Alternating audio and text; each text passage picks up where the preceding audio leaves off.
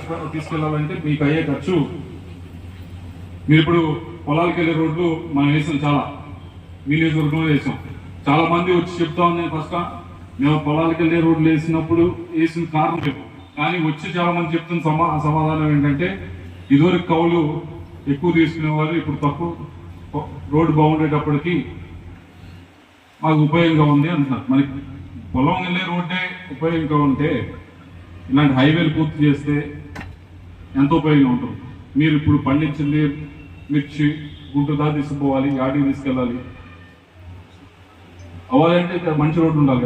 అలాగే ఇక్కడికి వచ్చి ఒక ఇండస్ట్రీ పెట్టాలి, ఒక ఇండస్ట్రీ తీసుకొచ్చి కన్విన్స్ చేసి ఇక్కడ పెట్టించాలని మొట్టమొదటి అడిగేది రోడ్లు బాగున్నాయా మాకు వెంటనే అంటారు, కానీ రెండోది అడిగేది పోర్టుకు దగ్గరలో ఉందా లేదా అనేది, ఇవన్నీ అడుగుతారు. కాబట్టి అందుకే దీనిపైన పూర్తి స్థాయిలో మేము దృష్టి పెట్టడం జరిగింది. ముందు రోడ్స్ కనుక మనం బాగా చేస్తే, హైవేలు కనుక చేస్తే కనుక బాగుంటుంది. దాంట్లో భాగంగానే మన పార్లమెంట్లోనే దాదాపుగా 231 కిలోమీటర్లు హైయెస్ట్ మన పార్లమెంట్లో చేస్తా ఉన్నాం. మిగతా గుంటూరులో 170 కిలోమీటర్లు చేస్తా ఉన్నారు, ఆ పక్కన 120 కిలోమీటర్లు ఏం చేస్తా ఉన్నారు బాపట్లో. కానీ మన దగ్గర 231 కిలోమీటర్లు మన పార్లమెంట్లో చేస్తా ఉన్నాం. ఏదైతే కానీ కొండమూడి పెరిచర్లు అయితే కానీ ఇప్పుడు పూర్తయిపోయిన సాగర్ నుంచి దౌలపల్లి పూర్తయిపోయింది, అలాగే మాచర్ల నుంచి దాచేపల్లి పూర్తయిపోయింది. ఇవన్నీ కూడా దానికోసం చేస్తా ఉన్నాం. ఈరోజు ఏదైతే మనం శంకుస్థాపన చేసుకుంటా ఉన్నామో దీన్ని మీ ఊర్లో ఉన్న వారందరికీ కూడా ఉపయోగం. మామూలుగా హైవే వేసినప్పుడు హైవే వేసేస్తారు, మిగతా వదిలేస్తారు. ఆ కాకుండా లోపల ఇదివరకు పాత రోడ్డు ఏదైతే ఉందో దాన్ని కూడా డెవలప్ చేయాలి అని చెప్పి ఆ సంకల్పంతో చేస్తాం. దీనికి సంబంధించి ఈ 50 కోట్ల రూపాయలు ఖర్చు పెట్టేది దేనికి అంటే కేవలం రోడ్ వేయడమే కాదు, రోడ్డుతో పాటు సైడ్ డ్రైన్ కూడా వేస్తారు, సైడ్ డ్రైన్ తో పాటు ఫుట్పాత్ కూడా వేస్తారు.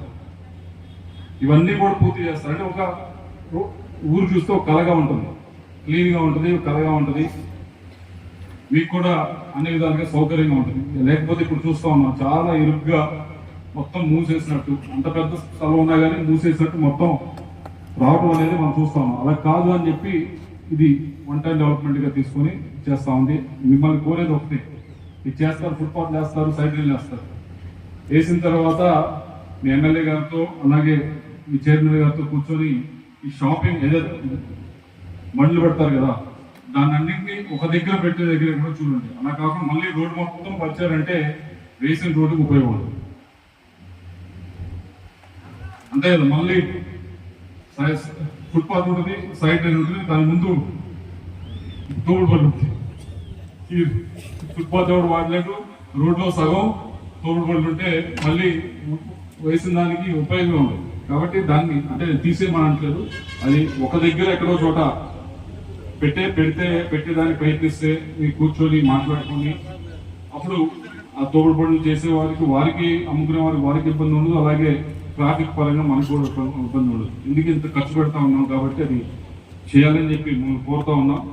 అలాగే ఈ ప్రాంతానికి సంబంధించి రోడ్లే కాకుండా మీరు చూసుంటారు ఇప్పటికే మన పార్లమెంట్ మన ముఖ్యంగా పల్నాడుకి సంబంధించి గుర్జాలు అయితే కానీ మాచర్లు అయితే కానీ జల్ జీవన్ మిషన్ కింద 1200 కోట్ల రూపాయలు శాంక్షన్ అయ్యి ఇప్పటికే పనులు కూడా జరుగుతున్నాయి. దాని ఉద్దేశం ఏమిటి అంటే ప్రతి ఒక్క ఇంటికి కూడా కుళాయి కనెక్షన్ ఇవ్వాలి అనే ఉద్దేశంతో ఆ 1200 కోట్ల రూపాయలు కూడా శాంక్షన్ చేయడం జరిగింది.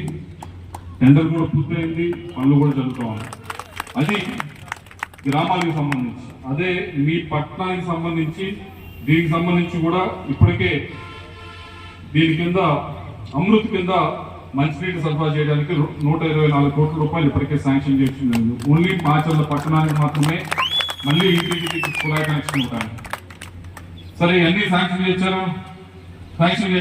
ఏది అవ్వలేదు అని అడుగుతారు.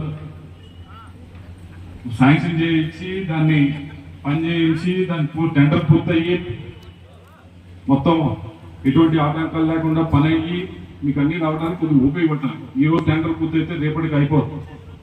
ఉదాహరణకి వరకిపుడిశాల ఉంది, వరకిపుడిశాల గురించి దాదాపు 6 సంవత్సరాల నుంచి నేను వెంటబడతా ఉన్నాను. దాని 6 సంవత్సరాలు వెంటబడతా ఉంటే ఒక్కొక్క మెట్టు దాటుకుంటూ వెళ్తా ఉన్నాం. ఫస్ట్ అది పట్టుకున్నప్పుడు దానికి చేయడానికి అసలు అర్హత లేదు. ఎందుకంటే ఎక్కడైతే పంప్స్ పెట్టాలో లిఫ్ట్ పెట్టాలో అది టైగర్ రిజర్వ్ లో ఉంది, ఆ పర్మిషన్ తెమ్మని చెప్పారు. మనం వెళ్దాం, తెచ్చాం. టైగర్ రిజర్వ్ ఫారెస్ట్ పర్మిషన్ అడిగారు, అది తెచ్చాం. ఇవన్నీ కూడా టైం పడుతుంది, తీసుకొచ్చాం. దీని తర్వాత ఇప్పుడు మొత్తం కూడా ఎమ్మెల్యే గారు కానీ మరి ముఖ్యంగా ముఖ్యమంత్రి గారు కూడా ఏమన్నారంటే ఒకేసారి 84,000 ఎకరాలు కూడా ఫస్ట్ బేస్ నుంచి చేసేద్దాము, 24,000 ఎకరాలు కాకుండా 84,000 ఎకరాలు కూడా చేద్దాము అని చెప్పి ముందుకు వెళ్తాము. దానికి ఎన్విరాన్మెంట్ పర్మిషన్ తీసుకురావాలి, దానికి టెండర్ పూర్తయింది. ఎన్విరాన్మెంట్ పర్మిషన్ ఏదైతే ఉందో నేను ఓపెన్ చేయడం కూడా జరిగింది, దానికి వెళ్తాను. ఇవన్నీ ఒక రోజు అయ్యే పనులు కాదు, వెంట పడతా ఉంటే అవుతా ఉంటాయి. మీరు ఇల్లు కడతారు, ఇల్లు కట్టే ఉంటారు కదా మీరు అందరూ. ఇల్లు కట్టడం అనేది ఒక రోజు అయిపోయిందా అనుకున్న తర్వాత డబ్బులు సమకూర్చుకోవాలి. డబ్బులు సమకూర్చుకున్న తర్వాత బేస్ వేయడానికి ఒకటి పట్టు రావాలి, దాని తర్వాత పిల్లర్స్ వేయడానికి ఒకటి పట్టు రావాలి, స్లాబ్ వేయడానికి దాదాపు 1 సంవత్సరం 2 సంవత్సరాలు మీ ఇల్లు కట్టడానికే టైం పడుతున్నప్పుడు ఇవన్నీ కూడా జల్ జీవన్ మిషన్ అయినా ఇంటికి కుళాయి ఇవ్వటం అయినా టైం పడుతుంది. తప్పకుండా చేయాలనే ఉద్దేశంతో చేస్తాం. ఇప్పుడు రోడ్లు కొద్దిగా ఫాస్ట్ గా అవుతా ఉన్నాయి. ఇప్పుడు ఇది కూడా ఏదైతే ఊర్లో ఉందో అది కూడా తొందరగా ఫాస్ట్ గా అవుతుంది. అలాగే వరకు పురుషాలు ఏదైతే ఉందో అది కూడా ప్రతిరోజు ఎంటపడతా ఉన్నాం. తప్పకుండా చేసి అందించడానికే అన్ని ప్రయత్నాలు కూడా చేస్తామని అని చెప్పి మీ అందరికీ కూడా తెలియజేస్తాం. అయితే వాటి గురించి ఆలోచించడానికి కూడా, ఎందుకంటే వర్షాలు బాగా పడ్డాయి కాబట్టి పొలాలు అన్ని బాగానే ఉన్నాయి కాబట్టి దాని మీద ఎక్కువగా మీరు సమయాన్ని కేటాయించుంటారు. కానీ వేసవకాలం వచ్చినప్పుడు ఇంకోటి మాట్లాడకుండా వీటి గురించి ఎక్కువగా చర్చలు తీసుకునేదానికి మీ గ్రామాల్లో కూడా గట్టిగా మాట్లాడడానికి ప్రయత్నించాలని చెప్పి కోరుతా ఉన్నాను. మరొకసారి నాకు అవకాశం ప్రసాదించే ప్రతి ఒక్కరికి కూడా ధన్యవాదాలు.